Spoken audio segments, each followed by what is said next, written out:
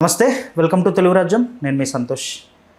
బాయిలోనే బల్లిపల్లికే ఈ ట్యూన్ ఎంత హిట్ అయిందో మనకి తెలుసు. ఇప్పుడు మంగ్లీ విషయంలో కొత్తగా వినిపిస్తున్న ట్యూన్ ఏంటిదంటే మోసాలు చేయడమే మన ట్రెండే అనే ట్యూను బాగా కొత్తగా వినిపిస్తుంది అండ్ ట్రెండ్ అవుతుంది. అక్క తమ్ముడు కలిసి జరుపుకునే పండగ ఏదన్నా ఉందంటే అది రాఖీ పండగ.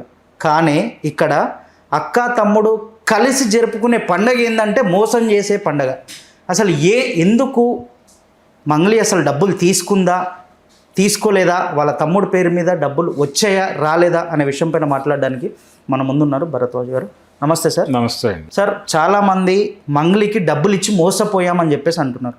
కానీ మంగ్లీ చూస్తే నాకెప్పుడు ఇచ్చినవురా నాయనా, నాకేమి ఇచ్చినవురా ముర్రో అని చెప్పేసి మొత్తుకుంటుంది ప్రెస్ మీట్లు పెట్టి. ఎంతవరకు నిజం సార్? అంటే మంగ్లీ ఆవిడ ఓపెన్గా పంజాగుట్ల పోలీస్ స్టేషన్ ముందు ప్రెస్ మీట్ పెట్టింది. ఆవిడ పెట్టి మాట్లాడారు, నాకు ఏ సంబంధం లేదు, నేను అమాయకురాలని, పైగా గిరిజన మహిళని, నా మీద ఇలా దాడులు చేయకండి, నా గురించి ఉన్నవి లేనివి రాయకండి, నేనేదో పాటలు పాడుకుని బతుకుతున్నాను, నాదేదో చిన్న జీవితం, దయచేసి నన్ను పెద్దగా చేసి నేనేదో పెద్ద దుర్మార్గాలు చేస్తున్నాను అని ఇలాంటివన్నీ కల్పించకండి.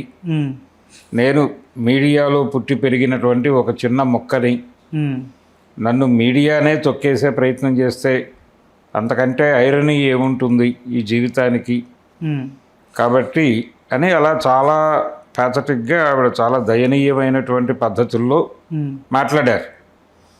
అలాగే ప్రధానమైన గొడవ ఏమిటి, ఒక 200 కోట్లు అనేది కీలకం. ఇక్కడ 200 కోట్లు 200 మంది అని ఒక ట్యాగ్ లైన్ ఒకటి నడుస్తోంది. అవును.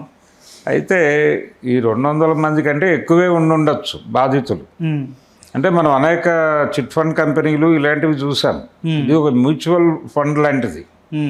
అయితే వీళ్ళకి మ్యూచువల్ ఫండ్కి సంబంధించినటువంటి లీగాలిటీస్ ఏవైనా ఉన్నాయా, చట్టబద్ధమైన అనుమతులు ఉన్నాయా, వీళ్ళు జనాల దగ్గర నుంచి డబ్బులు తీసుకోవాలంటే ఏదో ఒక గ్యారంటీ ఉండాలి, వీళ్ళు ఎక్కడో చోట రిజిస్టర్ అయి ఉండాలి.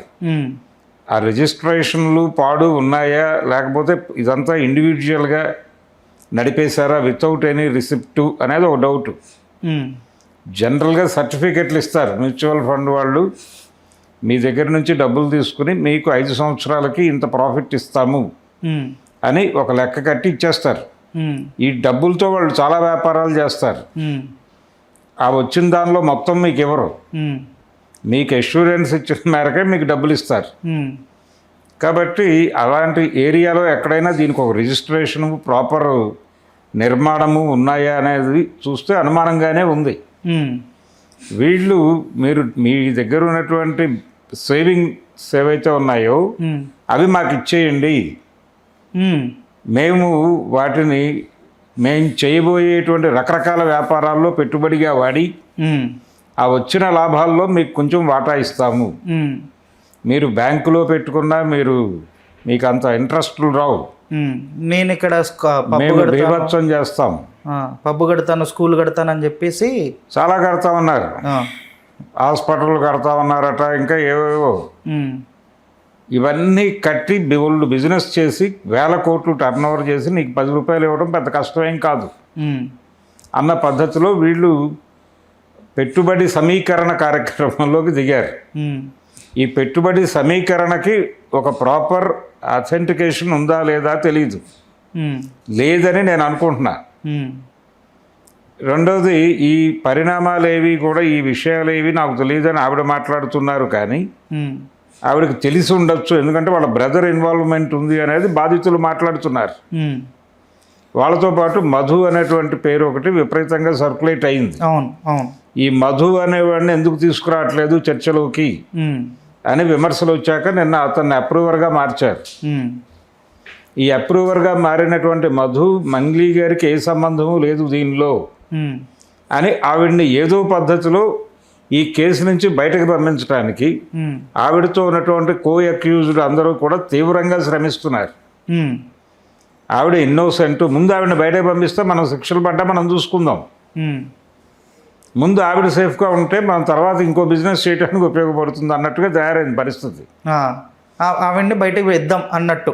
ఆవిడ వద్దు, ఆవిడని ఇన్వాల్వ్ చేయొద్దు, ఆవిడని ఏదో పద్ధతిలో సేఫ్ గార్డ్ చేసి బయట పంపించేద్దాం. చేసేస్తే ఇదేదో పాత రోజుల్లో గాంధార రాజకుమారులందరినీ ఆయన అదుపులోకి తీసుకుని దుర్యోధనుడు తీసుకెళ్ళి జైల్లో పడేస్తాడు. అందరం అంటే వాళ్ళకి రోజుకి ఇన్ని మెతుకులని వేస్తూ ఉంటారు.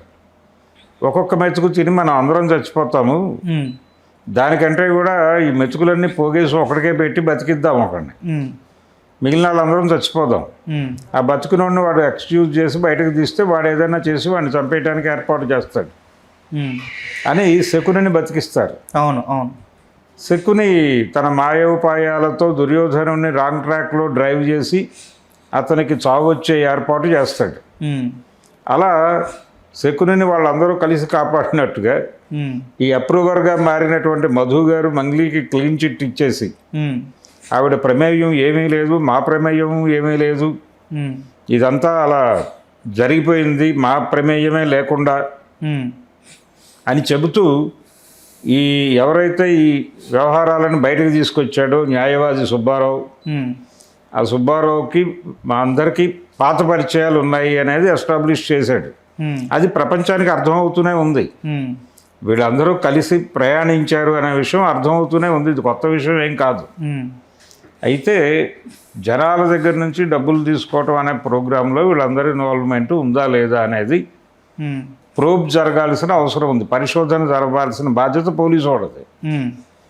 పోలీసు వాళ్ళు ఏం చేస్తున్నారు, ఈవిడికి ఉన్నటువంటి ఒక రికగ్నైజేషను సమాజంలో, ఆవిడకి ఉన్నటువంటి సెలబ్రిటీ స్టేటస్తో ఆవిడ నేరుగా సిఐ గారి దగ్గర కూర్చుంటోంది. వెళ్ళిపోయి సజ్జనార్ గారిని కలిసి మెమోరాండం ఇచ్చారు. అయ్యా, నా మీద ఇలా లేనిపోయిన అపవాదులన్నీ వేస్తున్నారు, నన్ను బయట వేయండి అని. నాకు వ్యతిరేకంగా గొడవ చేస్తున్న వాళ్ళని, అవసరమైతే నా పేరుని బదనాం చేస్తున్న వాళ్ళని లోపల వేసేయండి అన్న టైప్లో ఆవిడేదో కంప్లైంట్ ఇచ్చారు అక్కడ సజ్జనార్ గారికి. దాని మీద కౌంటర్ ఆర్గ్యుమెంట్ ఒకటి సోషల్ మీడియాలో సర్క్యులేట్ అవుతోంది. అయ్యా అధికారులు, మీకు మంగ్లీ గారు గొప్ప లేకపోతే బాధితులు గొప్ప? బాధితుల్ని కూడా అలాగే మీకు యాక్సెస్ ఇవ్వండి. బాధితులందరూ వచ్చి మీ దగ్గరికి వచ్చి గోడు వెళ్ళబోసుకునేందుకు మీరు మీ డోర్లు తీసి ఉంచండి, వస్తారు. మీ డోర్లు మంగ్లీ గారి కోసమే తెరుచుకుంటాయా, ఇలా గురించి తెరుచుకోవా అని దాడి మొదలైంది. అవును, దీనికి సమాధానం చెప్పాలి. సో ఇప్పుడు అప్రూవర్గా మారినటువంటి మధు గారు కూడా చేతులు ఎత్తేసాడు, చాలా ఓపెన్గా జై మంగ్లీ అనేసాడు ఆయన. అయితే నిజంగానే అంటే ఈవిడ పేరు చెప్పి ఉండొచ్చు, ఈవిడికి ఉన్నటువంటి స్టేటస్, అలాగే ఈవిడకున్న స్ట్రైచరు, ఇవన్నీ పబ్లిక్లో పనిచేసి ఉంటాయి. వీళ్ళు ఏ ఏరియాకి అయితే వెళ్ళారో ఈ పెట్టుబడుల మొబలైజేషన్ కోసం, ఇన్వెస్ట్మెంట్ మొబలైజేషన్ ప్రోగ్రాంలో భాగంగా వారు మంగ్లీ గారి పేరు కూడా వాడి ఉండొచ్చు. ఆవిడకు ఉన్నటువంటి ఇన్ఫ్లుయెన్స్లు, ఆవిడకి పొరుగు రాష్ట్రమైన ఆంధ్రప్రదేశ్ ప్రభుత్వంతోనూ, ఇక్కడ అధికారంలో ఉన్నటువంటి ప్రభుత్వంతోనూ, ఇక్కడ ప్రతిపక్షంలో ఉన్నటువంటి పార్టీ నాయకులతోనూ, అందరితోనూ గుడ్ రిలేషన్స్ ఉన్నాయి ఆవిడకి. She can manage anything. ఆవిడ ఢిల్లీ వెళ్ళి అవసరమైతే కేంద్ర ప్రభుత్వంతో మాట్లాడి కూడా ఏమైనా తేగలదు. ఆవిడ రేంజ్ అది, ఆవిడ స్థాయి అది. అదే వైఎస్ఆర్సీపీ ఉన్నప్పుడు పదవిలో కూడా ఉండొచ్చింది కదా సార్. అదే ఆవిడకి విపరీతమైన పొలిటికల్ లింక్స్ ఉన్నాయి. ఆవిడ ఎటు నుంచి ఎటైనా వెళ్ళిపోయి ఏదైనా చేయగల సమర్థురాలు. మీరు ఎవరు టెన్షన్ పడకండి, మీరు ఇచ్చిన డబ్బులు ఎక్కడికి పోవనే అష్యూరెన్స్లు ఇచ్చి ఉండొచ్చు. అంటే సార్ ఇప్పటికీ క్వశ్చన్ మార్క్ అందరి దాంట్లో ఏముందంటే జనాలకి, లైక్ డబ్బులు వాళ్ళు ఇచ్చారా, ఇస్తే వాళ్ళు ఎందుకు మేము ఇచ్చామన్నట్టు ముందుకు వస్తలేరు. వచ్చారు కదా, రాబట్టే కదా ఇప్పుడు గొడవ మొదలైంది. సుబ్బారావు అనే లాయర్ దగ్గర వాళ్ళు అప్రోచ్ అయ్యారు, సుబ్బారావు చెప్తున్న పద్ధతిలో. అయితే సీరియస్ అటాక్ అయితే జరగట్లేదు అనేది వాస్తవం, కానీ ఉన్నారు జనాలు, వచ్చారు బయటికి, మాట్లాడుతున్నారు. పంజాగుట్ట పిఎస్ దగ్గర ఉన్నారు చాలామంది. వాళ్ళ వివిధ ఛానల్స్ వాళ్ళు తీసుకెళ్ళి మాట్లాడించారు. ఈ సాంస్కృతిక కార్యక్రమం నడుస్తోంది గత 4-5 రోజులుగా.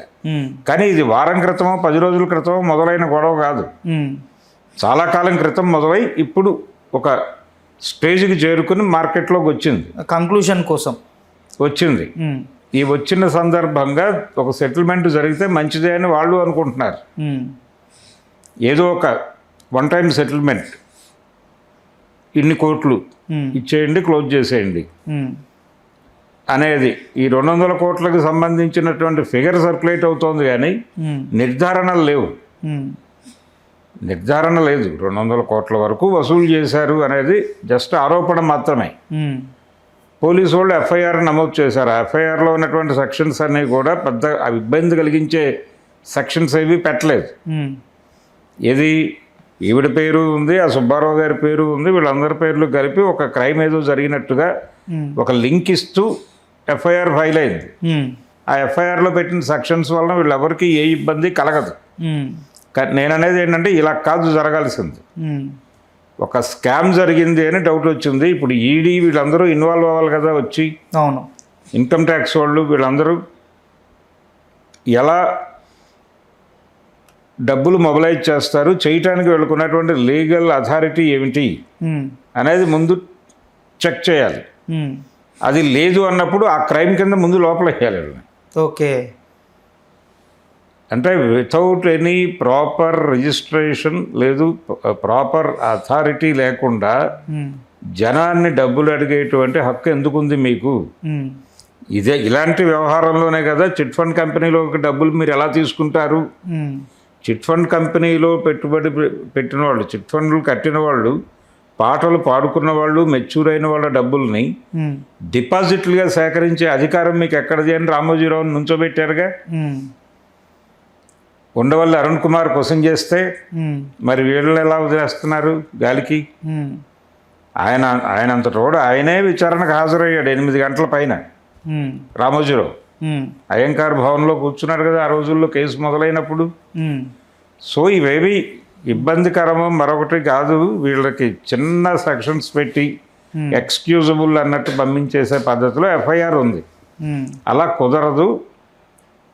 మొత్తాన్ని అదుపులోకి తీసుకోండి. వీళ్ళు సాక్ష్యాలను తారుమారు చేసే ఛాన్స్ కూడా ఉంది బయట ఉంటాయి. అంటే ఎఫ్ఐఆర్ నమోదైంది, ఛార్జ్షీట్ పెట్టడానికి 3 నెలలు టైం పడుతుంది. 90 రోజులు టైం తీసుకోవచ్చు. ఈ 3 నెలలు వీళ్ళు వేసేటువంటి డ్రామాలు ఎలా సస్టైన్ చేస్తారు కాబట్టి ఇమీడియట్గా లోపల వేసేస్తే బయట ఈ పనులు ఆగిపోతాయి. వీళ్ళు సాక్ష్యాలని తారుమారు చేయటమో లేకపోతే డబ్బులు ఏరు దాటించడమో ఏదో ప్రోగ్రాం ఉంటుంది వీళ్ళకి. ఆ ప్రోగ్రాం జరగకుండా ఆపటానికి వీళ్ళని లోపల వేయాలి. ముందు లోపల వేసేస్తే ఈ గొడవంతా ఆగిపోతుంది.